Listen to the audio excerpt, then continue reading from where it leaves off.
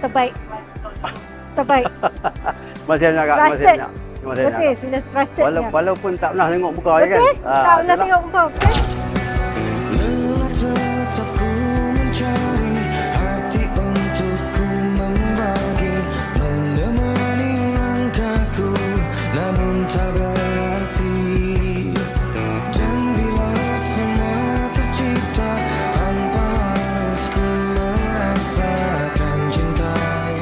Geng, hari ni saya nak tunjuk dekat hampa full proses macam mana kita siapkan kereta customer kita A to Z. Jom.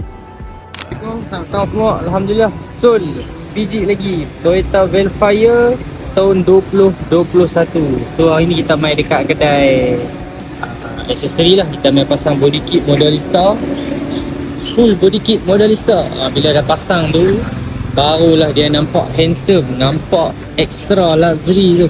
So tang semua, Alhamdulillah kereta Abang Man kita dah siap. Velfire customer daripada Lokstar. So kereta ni dah siap register lah, dah masuk number plate apa semua. Kita tengah pasang number plate. Kereta ni kita akan bawa balik ke Lokstar. Kita akan buat tinted, carpet, polish, detailing. So itulah kita punya final touch. Lepas tu tak ada apa dah, kita boleh deliver insyaAllah. Ok, selesai tugas kita dekat KL. So jom kita balik ke Lokstar. Untuk pengetahuan hampa, promosi yang kita buat ni bukan sahaja harga yang rendah, tapi kita ada provide, kita bagi free lagi dekat customer. Free tinted, carpet, polish, detailing, free penghantaran sampailah ke depan rumah. Assalamualaikum dan selamat pagi semua. Hari ni kita dekat Retek Lokstar untuk pasang kapet dan tinted. Okey, kapet kita dah siap pasang. Lah ni kita tengah tunggu dia pasang tinted sekejap bagi habis.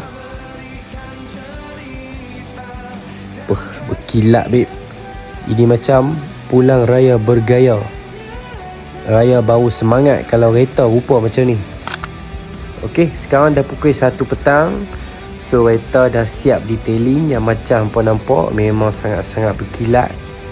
Ini kalau balik kampung ni memang silau babe. Macam apa tengok, berkilat, memang puas hati. Okey, kereta ni boleh dikatakan 100% siap lah, ready untuk deliver. So jom kita bawa kereta ni jumpa customer.